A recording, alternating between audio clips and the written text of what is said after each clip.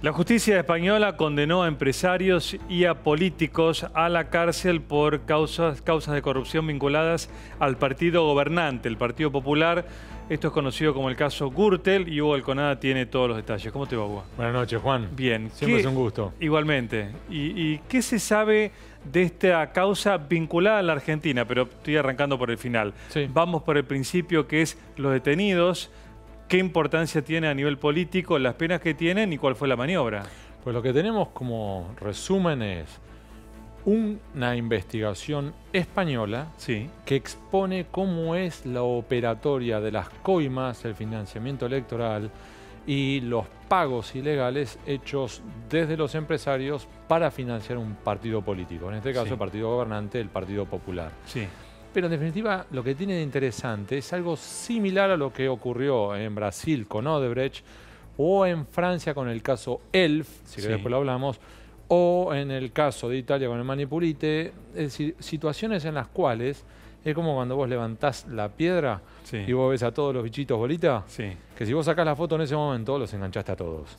Entonces lo que tiene para mí, esto ya es una deformación profesional, para mí es espectacular porque me permite aprender la metodología, es decir, cómo los piratas actuaban. ¿Para qué? Porque eso te permite entender una metodología para a su vez corroborar si esto ocurre en otros países. Y no es que me estoy yendo a las ramas, porque estoy yendo a tu primera pregunta, que era Argentina. Estamos hablando de España y mencionaste Argentina. ¿Por qué? Porque ahora, para resumirlo, tenemos un entramado de corrupción en España que utilizó para lavar dinero canales en Suiza, pero también en Uruguay. Y una de las máximas habituales en este tipo de investigaciones, algo que me dijo un veterano investigador hace muchos años, era: el problema cuando vos abrís una puerta es que después vos no sabés quién la utiliza.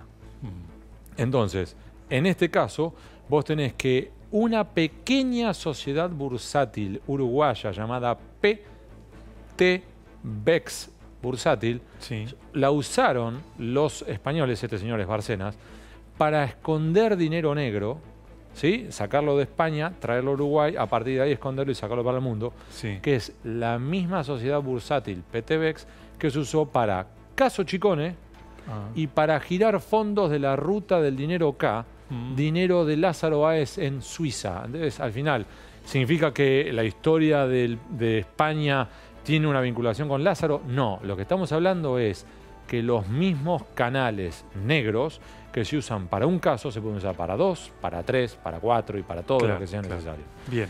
¿Y esta PT-BEX, dijiste, es uruguaya o es una sociedad puramente uruguaya? Sí, una sociedad uruguaya que cerró como sociedad bursátil en el año 2013, cuando ya todo esto empezó a explotar. Y a partir de ahí se reconvirtió, sigue activa. Nosotros ya expusimos hace 2 meses, justamente hablamos de PT-BEX y ampliábamos sobre estos ejes, lo de Bárcenas, también lo del caso Chicone. Es decir, son estas sociedades multiservicio, multipropósito. Bien. ¿Quiénes quedaron detenidos en España y por qué condenas? Que ahí también me sonrío. ¿Por qué? Porque la realidad supera la ficción, Juan. Entonces tenés que, por ejemplo, uno de los protagonistas es un señor de apellido Correa. En España se conoce esto como el caso Gürtel, porque Correa en alemán se dice Gürtel. Era el empresario encargado precisamente de juntar dinero de los empresarios para a su vez financiar las campañas electorales del PP, más pagarle a los políticos, más además financiar campañas, es decir, multipropósito también. Ahora bien, ¿por qué me sonrío? Porque ¿sabes cómo le gustaba a él, al señor Correa, que lo llamaran? ¿Cómo? Don Vito. ¿Y por qué? Corleone. ¿En serio por eso? Sí. Y era uno de estos personajes, como acá en Argentina es Ricardo Jaime, esos que les encantan vanagloriarse y ufanarse y contar qué piolas que son y demás. Bueno, este señor, que se llama Francisco Correa, acaba de ser condenado a 51 años y 4 meses de prisión en España. Cumplimiento efectivo. Empresario. Sí. ¿Y políticos? Políticos vos tenés, entre otros, un personaje que aquí en Argentina es desconocido, que era el tesorero del PP. Que es Bárcenas. Bárcenas, a su vez, fue condenado a 33 años y 44 millones de euros de multa por lavado. Acá lo tenemos. Mira la carita que puso. De sorpresa, ¿no? Sí, Cuando escuchó bueno. el fallo.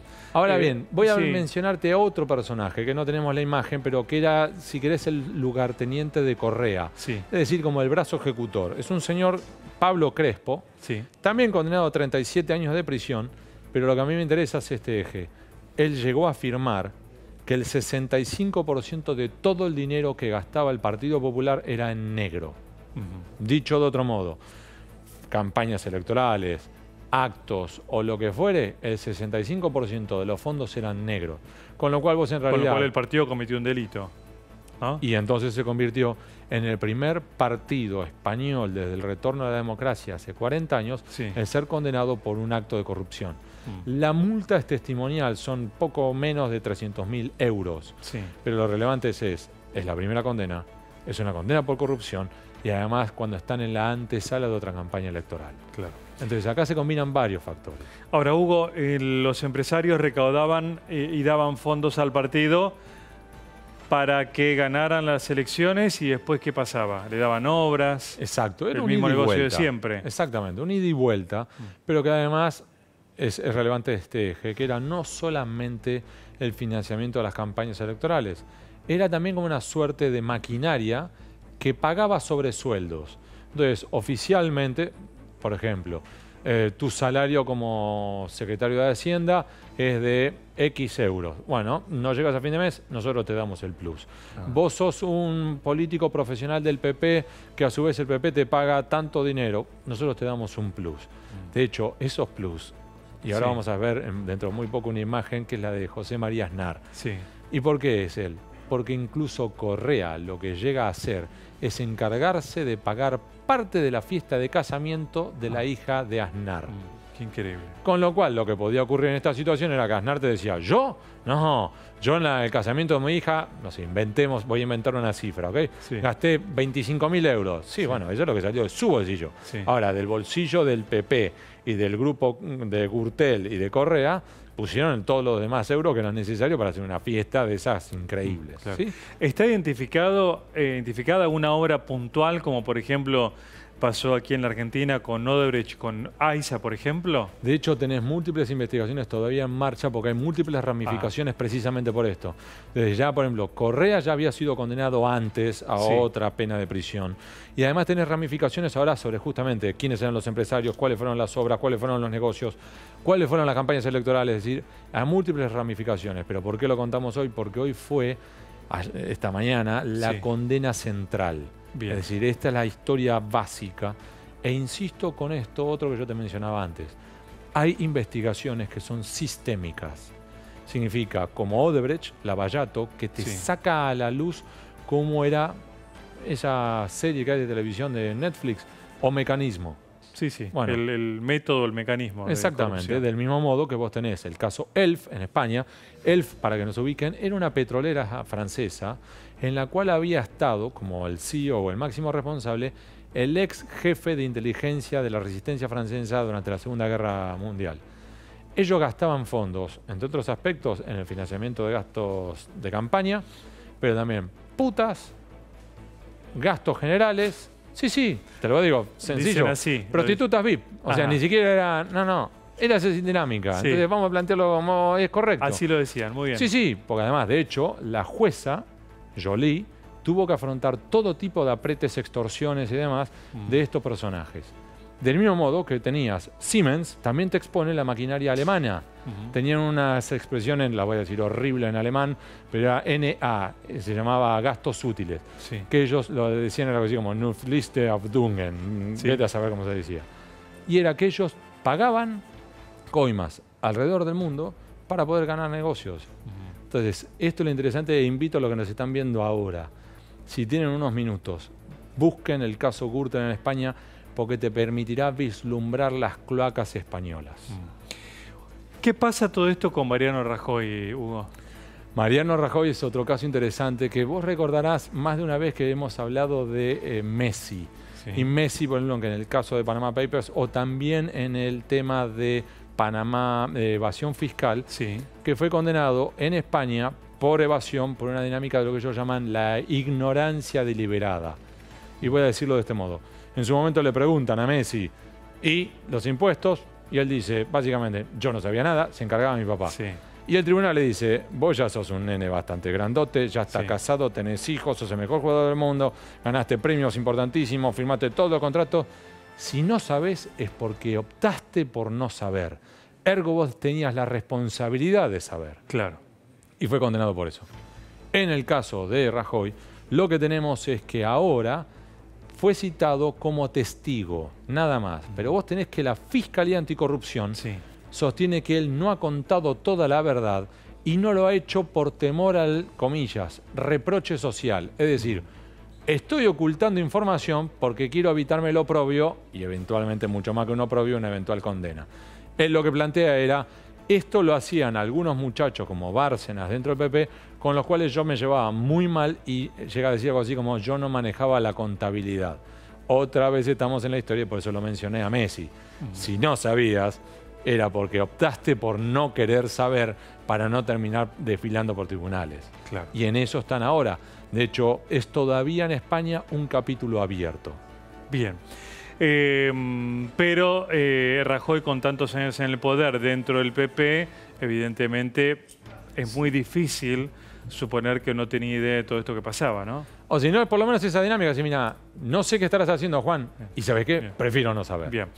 Y bueno, finalmente, y volviendo a la primera pregunta, a la inicial, además de este vínculo, esta coincidencia en un eslabón de la cadena de estos negocios de política y empresarios en Uruguay, ¿hay algún vínculo que además llega a nuestro país?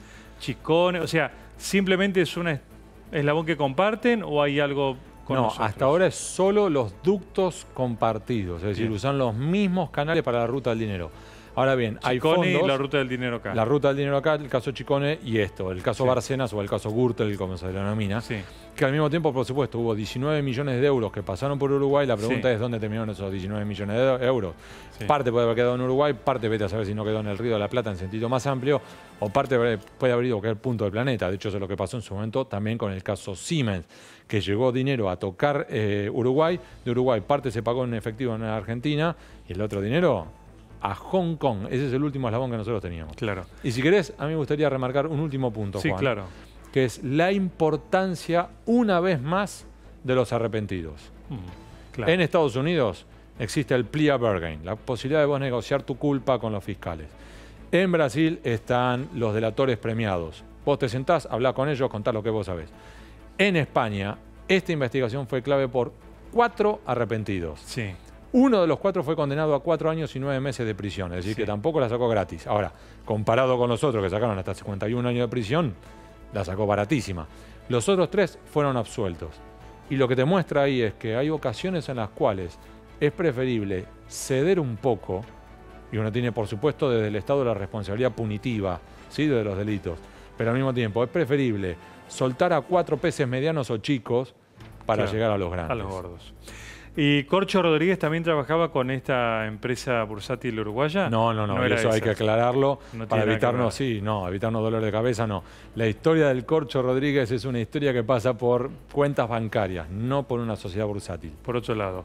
Pero ya que estamos, ¿cómo avanza la investigación sobre él? Hasta hace unos días parecía que era inminente una, por lo menos, no sé si detención o algo parecido, ¿no? No, lo que tenemos es que está inhibido, está Sí, embargado, sí, eso tiene sí. prohibición de salir del país y está siendo bajo investigación ahora. Y la pregunta del millón, Juan, es, ¿y la información de Brasil?